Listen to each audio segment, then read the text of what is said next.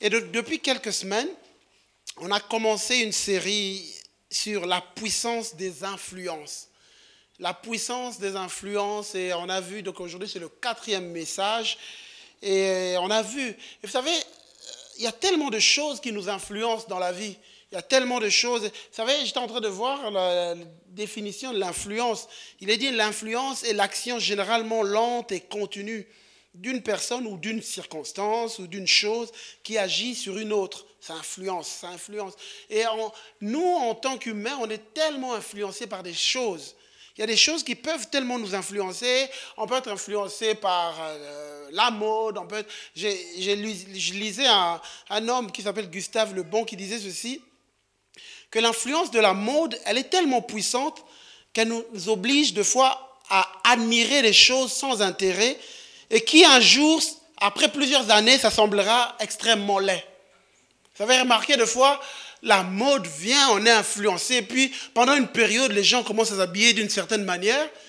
Et au bout de quelques années, quand on regarde les photos, ça semble laid.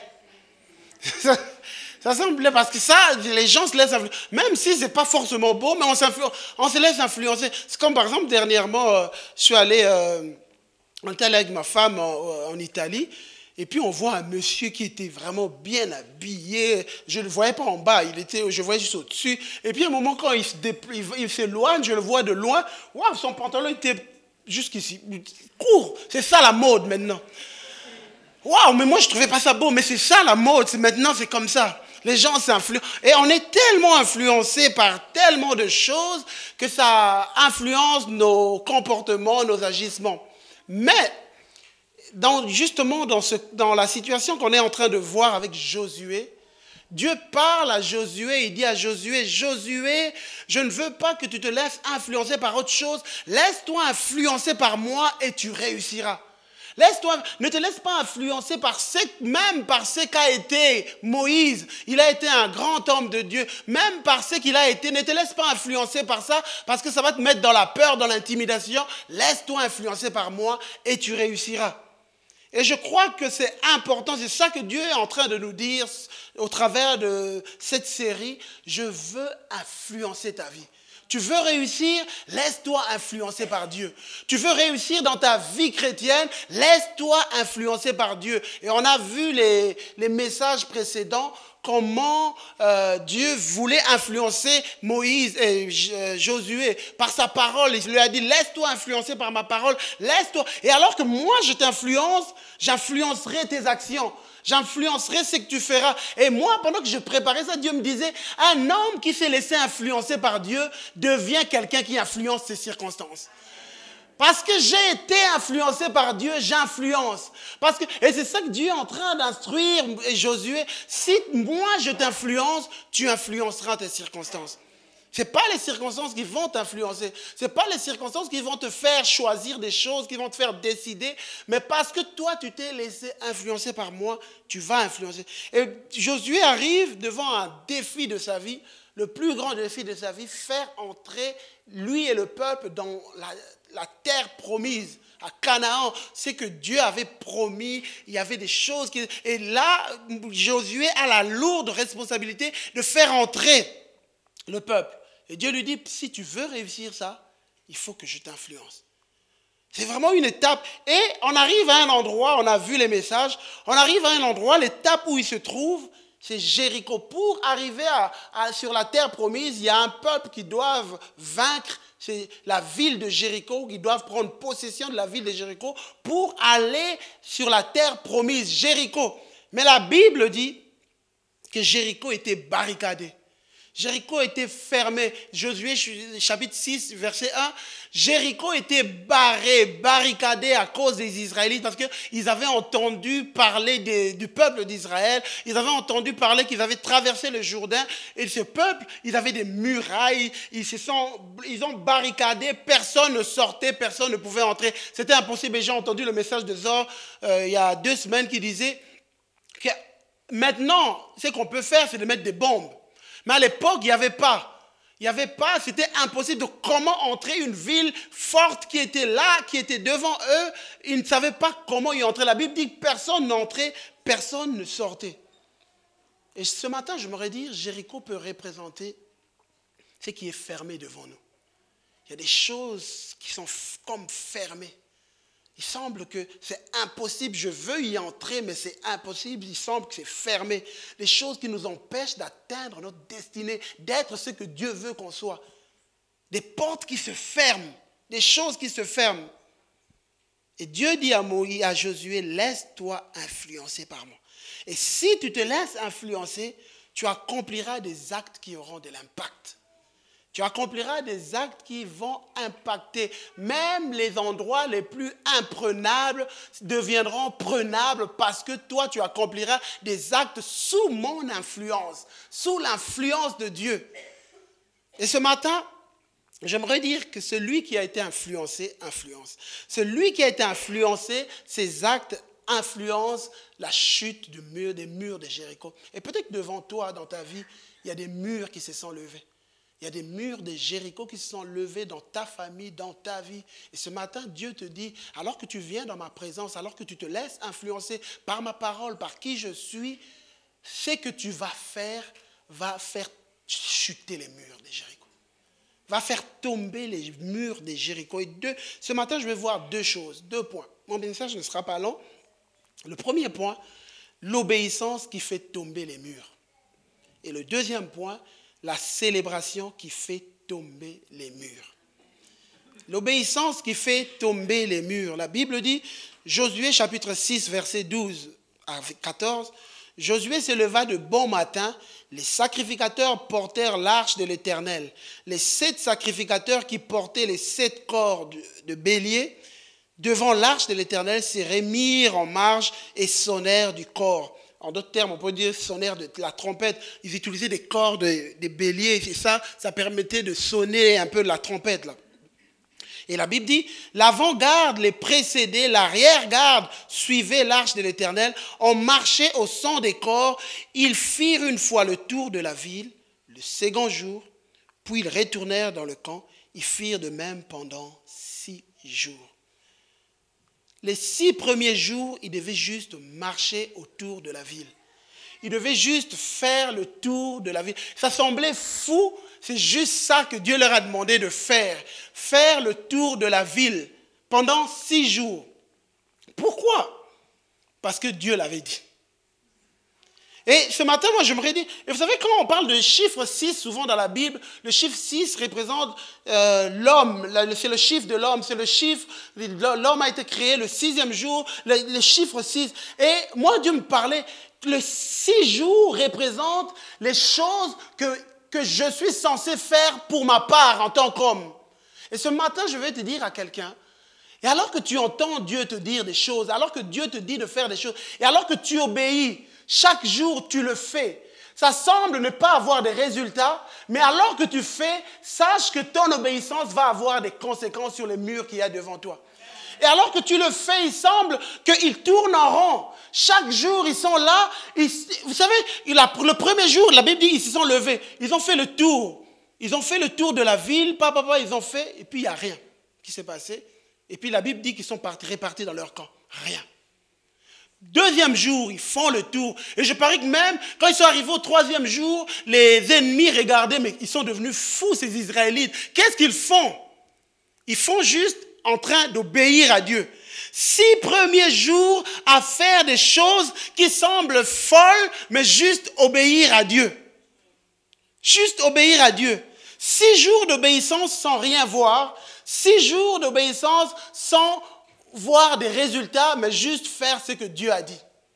Et ce matin, j'aimerais dire à quelqu'un ici, Dieu te dit qu'il va, alors que tu obéis, que tu apprends à obéir à Dieu, tu apprends à faire ta part, ce que Dieu te dit, même quand tu ne vois pas les résultats, et alors que tu le fais, sache que ça a des conséquences que tu ne vois pas encore.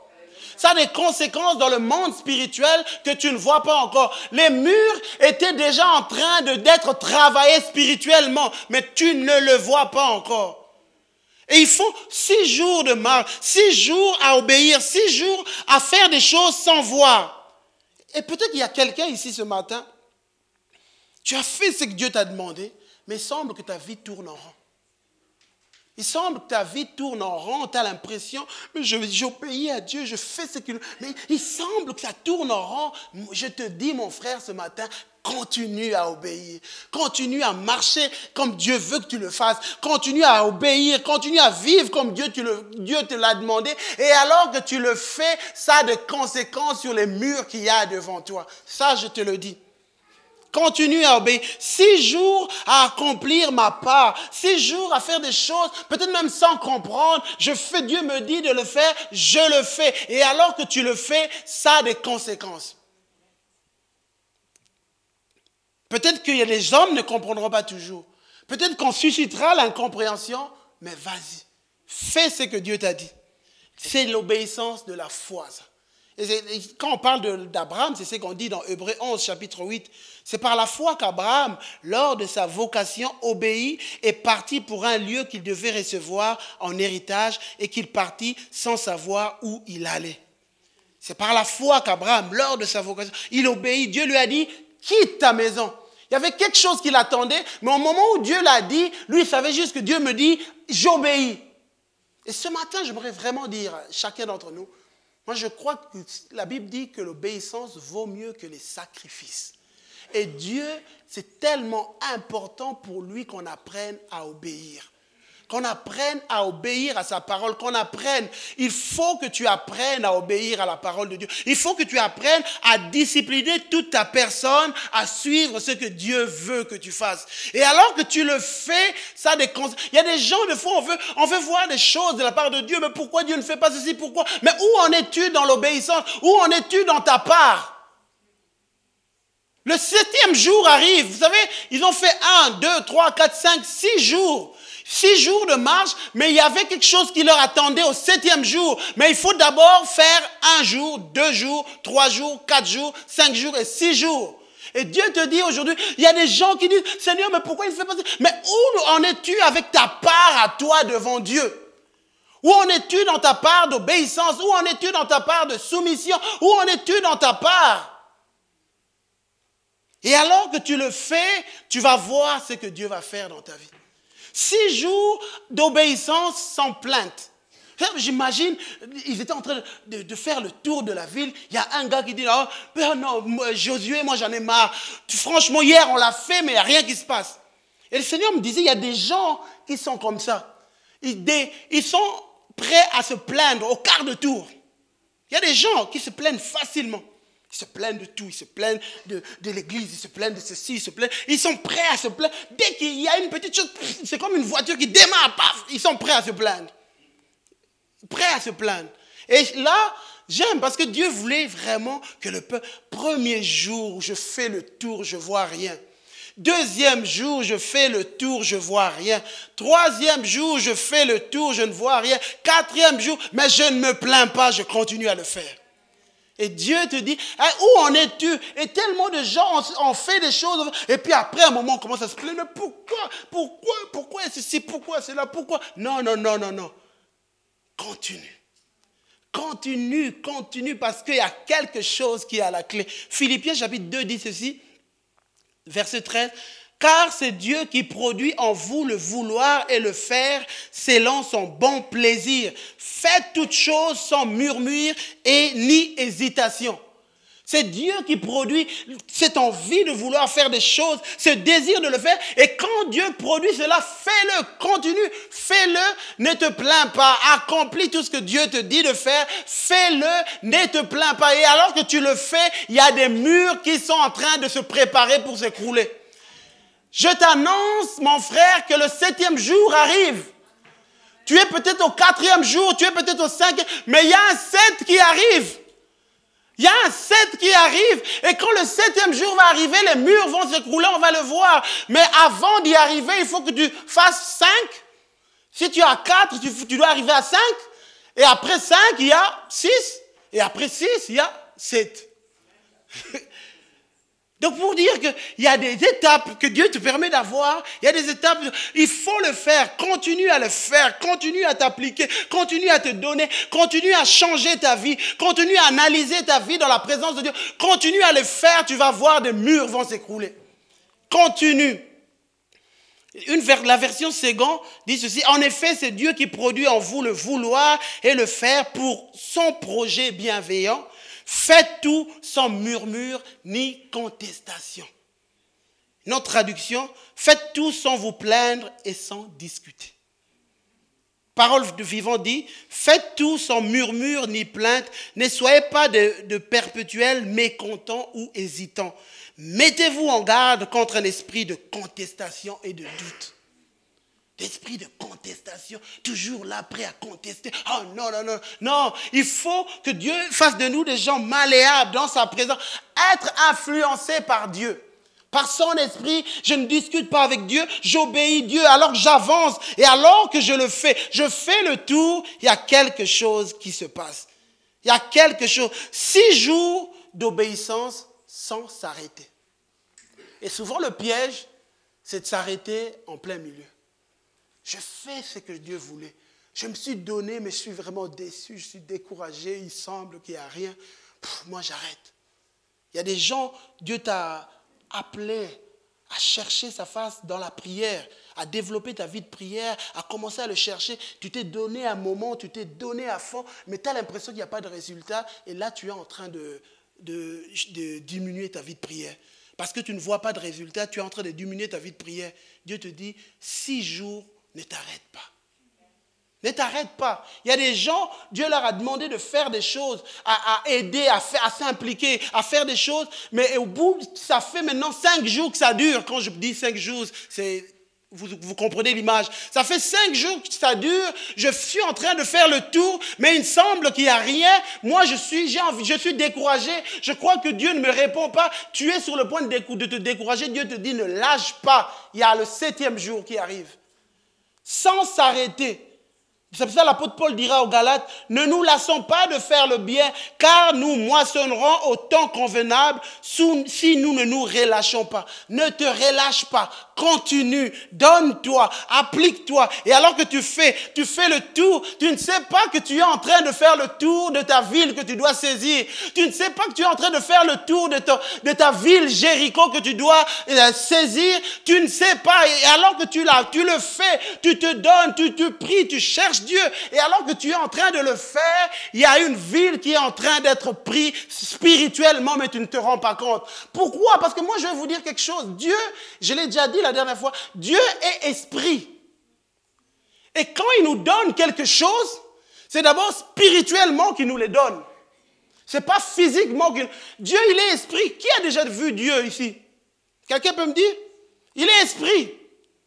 Nous sommes en communion avec lui par l'esprit. Et quand quelqu'un dit « j'ai vu Dieu », il a vu en esprit, pas physiquement. Et quand tu demandes quelque chose à Dieu, Dieu te le donne d'abord spirituellement. Et qu'est-ce qui va se passer pour qu'il te le donne? Il veut que tu le reçoives. Il va t'emmener à faire des actes qui ont des conséquences dans le monde spirituel. Et à accomplir des choses qui ont des conséquences sur le spirituel. Et alors que tu le fais, tu es en train de saisir spirituellement ce que Dieu te donne. Et il y a des gens qui ratent ce que Dieu leur donne parce qu'ils n'entrent pas dans le terrain de Dieu. Et quand Dieu a appelé Josué, il leur dit, faites le tour. Ça avait une conséquence spirituelle. Ça avait un impact spirituel. Et il fallait qu'ils y entrent pour saisir leur victoire, pour saisir la défaite de Jéricho. Il fallait d'abord. L'obéissance, mes frères, sœurs, ça a des conséquences sur le spirituel. Et la désobéissance aussi a des conséquences sur le spirituel. Il y a des gens qui ratent des choses que Dieu a pour eux, que Dieu veut leur donner parce qu'ils désobéissent. Mais eux, physiquement, on ne voit rien. Il n'y a rien qui se passe. On n'a pas l'impression, on ne sait pas. Mais il y a quelque chose qui s'est passé dans le monde spirituel. Dieu nous parle aujourd'hui, c'est vraiment très important. Et c'est pour ça qu'il ne faut pas s'arrêter. Voilà pourquoi l'apôtre David dira dans le psaume 126, « Ceux qui moissonnent avec larmes moissonneront au champ d'allégresse. Celui qui marche en pleurant, tu marches, tu pleures, il semble que Dieu n'a rien fait. Quand il porte la sémence, revient avec allégresse quand il porte ses gerbes. » Ça arrive. Peut-être que c'est le moment de pleurer, mais ça arrive. Continue à faire le tour, continue à te réveiller, continue à chercher Dieu, continue à te réveiller tôt pour lire la Bible, pour chercher Dieu, continue à le faire, continue à t'appliquer. Où en es-tu, Mon frère, ma soeur, dans ta vie de prière, où en es-tu dans ta relation avec Dieu? Où en es-tu dans ta recherche avec Dieu? Il y a beaucoup de gens, le seul moment où ils sont en contact avec Dieu, c'est quand ils viennent à l'église. Il y a beaucoup de gens, le seul moment où ils sont en contact avec la parole de Dieu, c'est quand vous venez à l'église. Et encore, des fois, vous n'amenez pas la Bible, donc vous lisez ce qu'il y a là. C'est les seuls moments que vous pouvez même entendre. Mais chez vous, il n'y a rien, il n'y a pas de contact, il n'y a rien. Tu es en danger, mon frère. Tu es en danger, ma soeur, tu es en danger. Et nous, notre but, je vais vous dire, notre but en tant que responsable, quand on prêche à un prédicateur, quand il prêche, son but, ce n'est pas de faire des gens qui l'écoutent constamment. Notre but est de susciter une soif en vous pour que vous, dans la maison, vous allez rencontrer celui qui va changer votre vie. Ce n'est pas les hommes qui se tiennent devant ici qui changeront votre vie. Ce n'est pas les hommes qui se tiennent devant ici qui vont emmener des choses dans votre vie. C'est en rencontrant Dieu. Et nous, notre but est de susciter quelque chose en vous qui vous emmène à la maison et vous rencontrez Dieu. Et quand vous rencontrez Dieu, vos situations sont transformées, vos situations sont influencées. Et ce matin, Dieu te dit que tu continues. Développe la vie de prière, commence et ne t'arrête pas. Il y a des gens qui commencent, mais puis à un moment, ils s'arrêtent. Vous prenez une décision, écoute-moi, à partir de maintenant, je vais faire ceci, je vais faire cela, et puis en cours de route, vous vous arrêtez. Et moi, ces jours-ci, Dieu me parle vraiment beaucoup sur ça, même par rapport à ma vie. Il y a quelque chose de puissant dans la continuité. Dans la continuité. Quand tu as commencé quelque chose, ne t'arrête pas. Il y a quelque chose de puissant qui se passe dans la continuité. Une vie de prière continuelle. C'est pour ça que l'apôtre Paul dira ceci, prier sans cesse. Il ne voulait pas dire que chaque jour, c'est impossible de passer 24 heures à prier. Mais c'est possible d'avoir une discipline spirituelle continuelle. Je ne m'arrête pas, j'ai commencé, je continue. Peu importe que je vois, que je ne vois pas, je continue ma vie. Je continue à être celui qui a pris la décision. Je ne critiquerai pas. Dieu m'a dit un jour, ne critique pas. J'ai pris la décision, je continue. Là, quand tu le fais, tu fais le tour de Jéricho. Dieu t'a dit, écoute, je veux que tu aies une vie de sainteté. Écoute, ne regarde plus ce genre de films qui peuvent infecter ta vie. J'ai pris la décision une fois, je continue. Dieu m'a dit, écoute, sépare-toi de ce qui me détruit.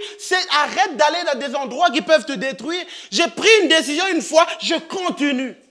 Et alors que tu le fais, peut-être qu'au début, quand tu le fais, tu ne vois rien, mais continue, tu vas voir ce qui va se passer.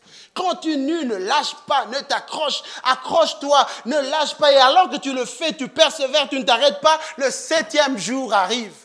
Le 7e jour arrive et ce jour-là, c'est le jour de célébration, c'est le jour, et il faudra pourquoi j'entre dans le 2e point, la célébration qui fait tomber les murs. Celui qui célèbre, c'est celui qui a compris que le 7e jour est le jour où l'Éternel se lève. Celui qui célèbre Dieu, c'est celui qui a compris que moi, j'ai fait ma part. Je l'ai fait pendant 6 jours. Maintenant, c'est le jour de l'Éternel qui est là. Ça ne dépend plus de moi. Ça ne dépend plus de moi. Ça ne dépend plus de ce que je fais. Ça dépend maintenant de lui-même. La Bible dit, Josué, chapitre 6, verset 15, le 7e jour, ils se levèrent avec l'aurore et firent le tour de la ville dans le même ordre. 7 fois. Ce fut le seul jour où ils firent 7 fois le tour de la ville. Pendant 6 jours, ils ont tourné, ils ont fait le tour de la ville. Le 7e jour, ils font le tour de la ville 7 fois. Et Dieu me parlait. Pendant que Dieu me disait, écoute, en fait, c'est ce qu'ils ont fait. Le 7e jour, quand ils arrivent au 7e jour, c'est le moment, c'est le jour de l'Éternel. Ils font 7 fois ce qu'ils avaient déjà fait. C'est comme si Dieu me disait, écoute, tu sais ce qu'ils étaient en train de faire? Ils étaient juste en train de confier à Dieu tout ce qu'ils avaient fait avant. Ils disaient, Seigneur, voici tout ce que j'avais accompli. Maintenant, c'est ton jour. Prends tout ce que j'ai accompli. Prends tout ce que j'ai accompli, je l'ai fait pendant... Maintenant, je sais que c'est ton moment. Voilà, prends, c'est le moment, fais ce que tu veux. Vous savez, 7, le chiffre 7, c'est le chiffre de Dieu, c'est le chiffre de la perfection. C'est le chiffre qui... Et ici, on voit, il y avait 7 sacrificateurs, 7 trompettes, pendant 7 jours, 7 tours. C'est la perfection divine. Donc, c'est le 7e jour. Et quand la Bible dit Dieu a créé le monde pendant 7 jours, disons 6 jours, et le 7e jour, il se reposa. Et moi, pendant que je lisais ça, Dieu me disait, en fait, quand tu arrives au 7e jour, vous savez qu'est-ce qui se passe? Dieu te fait entrer dans son repos. Dans le 7e jour, tu remets tout ce que tu as accompli pour Dieu. Dieu te fait entrer dans son repos et maintenant c'est lui-même qui prend les choses en main. Ça veut dire que j'ai fait, j'ai semé, j'ai donné, je me suis donné, j'ai fait toutes ces choses, mais ce n'est pas ça qui me donnera la victoire. Moi, toutes ces choses, au 7e jour, je remets à Dieu et j'entre dans son repos. Je relâche. Et ce matin, je suis venu dire à des gens que Dieu veut que vous relâchiez. Relâche les situations qui sont difficiles pour toi. Relâche les situations où tu ne vois rien se passer. Tu as fait ta part, tu as fait tout ce que tu devais faire. Maintenant, relâche parce que le 7e jour est là et c'est Dieu maintenant qui va s'en charger. Relâche. Relâche ce qui met du poids dans ton cœur. Il y a des gens, chaque jour que tu rentres, il y a des soucis, tu y penses, Seigneur, comment on va s'en sortir? J'ai déjà fait ceci, j'ai déjà fait cela. Comment est-ce qu'on va s'en sortir? Dieu te dit ce matin, je veux que tu entres dans mon repos. Le 7e jour, je me suis reposé. Entre dans mon repos et maintenant, c'est à moi de faire. Maintenant, c'est à moi d'agir. Entre dans mon repos. Le psaume 95 dit ceci dans verset 10. Pendant 40 ans, c'est Dieu qui parle. Pendant 40 ans, j'eus cette race en dégoût. Et je dis, c'est un peuple dont le cœur est égaré.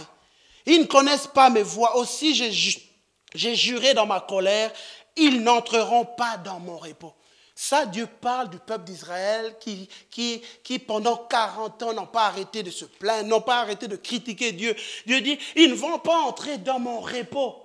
Ils ne vont pas, parce que Dieu avait un repos qui voulait que son peuple entre. Un endroit où, à un moment, tu relâches, tu dis, voilà, Dieu, c'est à toi maintenant de faire. Moi, j'ai fait ma part, et il y a beaucoup de gens, il y a beaucoup de chrétiens, je veux m'adresser à vous. Il y a beaucoup, alors que Jésus-Christ a tout fait, il y a beaucoup de chrétiens qui n'entrent toujours pas dans le repos de Dieu. Toujours en train de se tracasser pour 1001 choses et en train de se plaindre. Mais Dieu dit, il veut que tu entres. Hébreux chapitre 4 dit ceci, car il a parlé quelque part ainsi du 7e jour. Et Dieu se reposa de toutes ses œuvres le 7e jour. Et ici encore, ils n'entreront pas dans mon repos. Or, puisqu'il est encore réservé à quelques-uns d'y entrer. Il parle de nous. Et que ceux à qui d'abord la promesse a été faite n'y sont pas entrés à cause de leur désobéissance. Dieu fixe de nouveau un jour aujourd'hui en disant, dans David, si longtemps après, comme il est dit au plus haut, aujourd'hui, si vous entendez sa voix, n'endurcissez pas vos cœurs. Il y a un jour de repos. Il y a un jour où les hommes juste viennent relâcher, apprennent à abandonner tout et dire, Seigneur, je te fais confiance. J'ai fait ma part. Parce que vous savez, je vais vous dire une chose. Dieu ne fera jamais notre part et nous ne pourrons jamais faire la part de Dieu. Dieu attend que tu fasses ta part. Et crois-moi, quand tu as fait ta part, commence à sauter parce que Dieu est fidèle, il fera toujours sa part. Et là, c'est ce qui se passe. Quand tu as fait ce que tu devais faire, commence à te réjouir parce que Dieu fera toujours sa part. Hébreux chapitre 4, verset 9 dit, « Il y a donc un repos de sabbat réservé au peuple de Dieu, car celui qui entre dans le repos de Dieu se repose de ses œuvres, comme Dieu s'est reposé des siennes. Efforçons-nous donc d'entrer dans ce repos, afin que personne ne tombe en donnant le même exemple de désobéissance. » Quand tu as fait ta part, repose-toi. Quand tu as fait ta part, relâche. Quand tu as fait ta part, entre dans la louange, dans la célébration de Dieu. C'est à ça que Dieu t'invite. J'ai fait ma part, maintenant célèbre Dieu. Et c'est ça que Israël, quand ils arrivent à cet endroit, ils ont fait leur part, ils ont fait le tour, ils ont obéi. Maintenant, c'est le 7e jour, il y a un Dieu qui, lui, ne faillit jamais dans sa part. C'est le moment maintenant. Josué chapitre 6, la Bible dit, la 7e fois, comme les sacrificateurs sonnaient des trompettes, Josué dit au peuple, poussez des cris car l'Éternel vous a livré la ville. Il n'a pas, vous savez, quand vous lisez, Josué n'a pas dit, poussez des cris de joie car il va vous livrer la ville. Il a dit, Poussez des cris de joie car l'Éternel vous a livré. Il parle dans le passé. Vous a livré la ville. Et quand est-ce qu'il avait livré? Au moment où toi tu obéissais, tu faisais le tour de la ville pendant 6 jours, Dieu était déjà en train de leur livrer. Donc quand ils arrivent au 7e jour, c'était déjà fait. Waouh! C'était déjà fait. Dieu avait déjà accompli. Et ce matin, je suis venu vous dire que Dieu a une trompette qui sonne. Vous l'entendez? Il y a une trompette qui sonne. On dirait qu'il y en a qui ne l'ont pas entendu. Vous l'entendez? C'était pour réveiller. Il y en a qui dormaient, qui se sont dit, qu'est-ce qui se passe? On n'est pas au stade. C'est la trompette. Et même si on l'a entendu physiquement, mais spirituellement, ce matin, je vous annonce, il y a une trompette qui sonne. Commence à célébrer ton Dieu. Et je ne dis pas qu'il va faire, mais il a fait déjà. Commence à célébrer. Et vous savez, quand le peuple d'Israël a commencé à crier à Dieu, à crier, le mur n'était pas encore tombé. Quand Moïse et Josué dit, ils criaient, poussaient un cri de joie, le mur était encore là. Mais spirituellement, il y avait quelque chose qui s'était déjà passé. Ce matin, je suis venu te dire, commence à célébrer Dieu. Commence à entrer dans les actions de grâce. Commence à dire merci pour ce qu'il va faire, pour ce qu'il a fait. Commence à changer ton langage chrétien. Il a fait. Il l'a fait, il l'a déjà fait. Entre dans la louange, entre dans les actions de grâce, entre dans les remerciements, fais-le. Et alors que tu le fais, il y a quelque chose que tu vas voir. Tu vas le voir, les murs s'écrouler. Ce n'est pas juste une manière. Et quand je parle de célébrer, ce n'est pas juste de chanter des chants. C'est un état d'esprit. C'est un état d'esprit, de joie. Celui qui célèbre Dieu. C'est un état d'esprit. Ça n'a rien à voir avec quelque chose de culturel. C'est un état d'esprit. C'est là à l'intérieur. Et chacun d'entre nous, on a notre manière de célébrer Dieu. On a notre manière de célébrer Dieu. On respecte ça. On va influencer personne. Mais ce matin, peu importe la manière dont tu célèbres, célèbre Dieu. Amen. Ici, ça n'a rien à voir avec la manière, ça a à voir avec ce que tu fais à l'intérieur de toi. J'ouvre juste une parenthèse. Quand je parle que ça n'a rien à voir avec la culture. Quand quelqu'un est un peu exalté comme moi en ce moment, ça n'a rien à voir avec la culture, ça a à voir avec mon tempérament. C'est vrai, j'ai eu la confirmation, moi, à cette retraite où on était avec le pasteur Atoms. Le pasteur Atoms, je l'observais, je le regardais, mais il est d'un calme. Même quand il exerce ses dons, mais il le fait avec un calme que moi, je n'ai pas. Et je me disais, mais il vient d'Afrique, il vit en Afrique, c'est un Africain, il vit dedans, mais il a un calme qu'on l'enverrait au fin fond des Ardennes, les gens se sentiront à l'aise. Hein? Pourquoi? Et là, j'ai compris, quand je l'entendais, je me suis dit, en fait, ça n'a rien à voir avec la culture. C'est le tempérament. En fait, moi, quand je suis un peu exalté, excusez-moi, c'est mon tempérament. Ça n'a rien à voir avec ma culture. C'est mon tempérament. Et donc, pour dire, chacun, célébrez Dieu selon votre tempérament.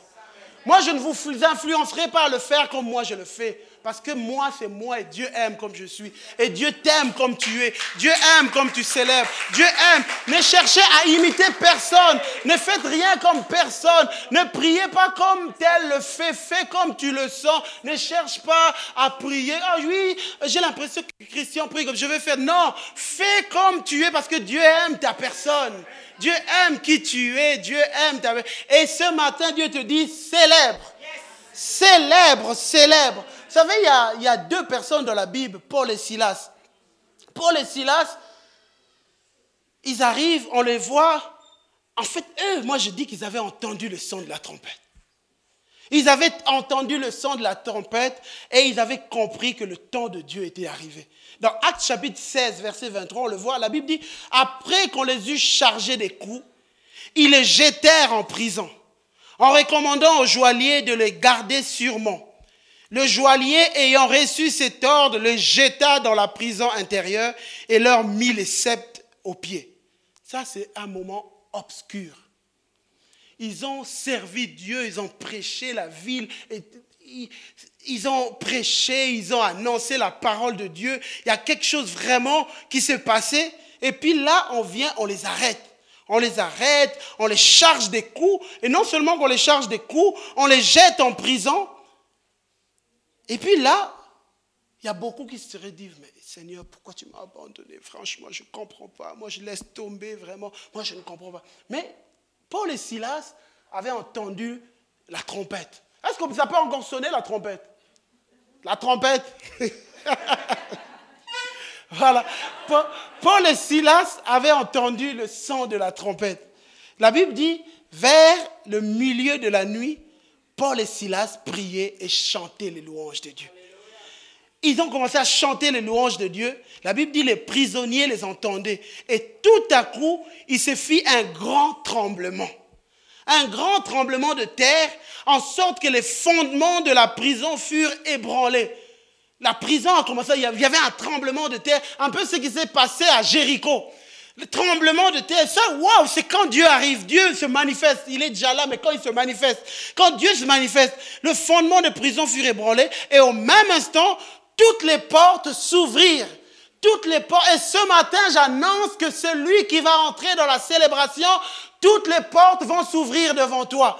Toutes les portes vont s'ouvrir. Tu vas voir les portes s'ouvrir. Dieu va ébranler les choses et les portes vont s'ouvrir. La Bible dit toutes les portes s'ouvrir. Les géants qui se sont levés pour t'emprisonner à un endroit, ils vont être déstabilisés car les portes vont s'ouvrir. Et les liens de tous les prisonniers furent rompus. Commence à célébrer Dieu et tu vas voir les portes s'ouvrir. Commence à célébrer Dieu, tu vas voir les prisons s'ouvrir. Célébrer Dieu emmène que le Dieu invisible devienne visible par son action. Quand tu te mets à célébrer Dieu, le Dieu qui était invisible, qu'on ne voyait pas, sa manifestation devient visible. Et c'est ça qui se passe dans la prison. Dieu est invisible, mais sa manifestation devient visible.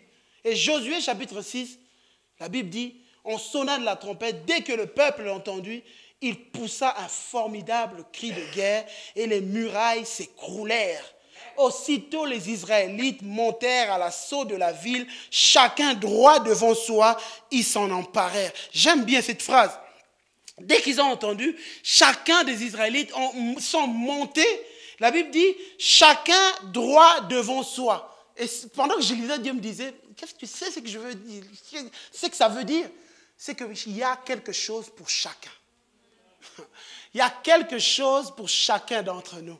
Et alors qu'on va décider d'aller de l'avant, alors qu'on va décider d'entrer dans la célébration, Dieu te dit, il y a quelque chose pour toi. Il y a quelque chose pour ta famille. Chacun est monté devant soi et s'emparer de chaque chose qu'il avait. Dieu veut que ce matin, chacun s'empare de ce qui est pour sa vie. Chacun s'empare des choses qu'il a en réserve pour sa vie, pour sa famille, pour ses enfants.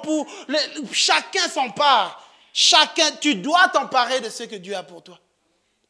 Et alors que les musiciens vont s'approcher, ce matin, j'aimerais dire, avant le 7e jour, il y a les 6 jours. Avant de voir Dieu se lever, il y a des temps d'obéissance. Il n'y a pas célébration sans obéissance. On ne peut pas célébrer s'il n'y a pas d'obéissance. On ne peut pas célébrer s'il n'y a pas de soumission. Et ce matin, j'aimerais vraiment vous dire quelque chose qu'on doit vraiment retenir, quelque chose que je pense que c'est très important. Le peuple qui est entré à Jéricho, qui a fait tomber les murs de Jéricho, ce n'est pas le même peuple qui est sorti d'Égypte. Le peuple qui est sorti d'Égypte, ils sont tous morts pendant les 40 années dans le désert. Et ici, le peuple qui est en train de triompher de Jéricho, c'est un nouveau peuple. Et ce matin, Dieu te dit, je ne veux pas que, je citerai mon nom, je ne veux pas que l'ancien Christian qui est sorti d'Égypte puisse entrer dans la terre promise. Je veux que ce soit un nouveau Christian. Je veux que ce soit un nouveau Zor. Je veux que ce soit une nouvelle Rachel. Je veux que ce soit un nouveau Aimé qui a décidé de laisser mourir la vieille personne et qui entre dans les choses que Dieu a pour elle. Ce n'est pas le même peuple. Et tellement de gens traînent leur vieil homme. Tellement de gens traînent l'ancien peuple d'Israël qui est sorti d'Égypte, qui n'arrête pas de se plaindre. Ça fait des années que vous traînez cet homme-là. Ça fait des années, vous êtes là, convertis depuis des années, mais vous traînez cette mauvaise personne en vous qui est toujours là en train de critiquer, qui est toujours là en train de faire. Dieu dit non, je veux que tu fasses mourir cet homme. Et alors que tu le fais mourir, c'est un peuple nouveau que je vais faire entrer dans les œuvres. Et vous savez, quand je me parle à moi. Il y a des choses en moi qui doivent mourir. Il y a des situations en moi qui doivent mourir. Christian, tu veux voir le 7e jour, tu veux voir Jéricho s'écrouler. Christian, fais mourir ce qui est de l'ancien. Fais mourir de ce qui est du vieil homme. Fais mourir de ce qui est de l'ancien. Alors que tu le fais mourir, tu vas triompher. Les murs vont tomber. Tu vas triompher. Et ce matin, ma prière est que chacun d'entre nous, qu'on entre dans un moment de réflexion et faire mourir l'ancien peuple d'Israël. Ce peuple qui est toujours là en train de se plaindre, ce peuple qui est toujours là en train de râler, ce peuple qui est toujours là, qui n'est jamais content en fait. Mais entrer dans un temps où on veut dire, Seigneur, je veux juste être celui qui obéit, qui vit avec toi, qui marche avec toi. Et alors que je le fais, je crois que tu me fais entrer dans ta paix, dans ton repos, et j'arriverai à te célébrer. Et ma célébration va faire tomber les murs. Ma célébration. Prenons juste un temps de réflexion, un temps où tu dis, Seigneur, aide-moi à faire mourir, Seigneur, le vieil homme, Seigneur, la vieille femme, Seigneur, la vieille personne, Seigneur. C'est ma prière ce matin. Alléluia, Seigneur, oh Dieu, étends ta main, Seigneur.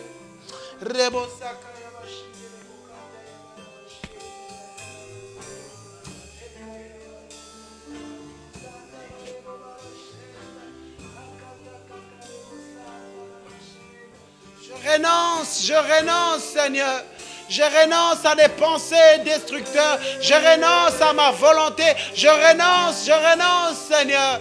Ce matin, Seigneur, je décide de faire le tour, Seigneur, dans l'obéissance, Seigneur, le tour dans l'obéissance. Obéir à toi, Seigneur. Je refuse de traîner cette vieille personne, Seigneur. Je refuse, Seigneur. Oh Dieu, aide-moi, Seigneur, aide-moi, Seigneur. Alléluia. Alléluia. Et alors que tu le fais, mon frère, ma soeur, Dieu te fait entrer dans son repos. Alléluia. Dieu te fait entrer dans son repos, dans un temps de tranquillité, une vie de tranquillité intérieure. Son repos est pour toi. La porte est ouverte. Son repos est pour toi. Alléluia, alléluia. Jésus.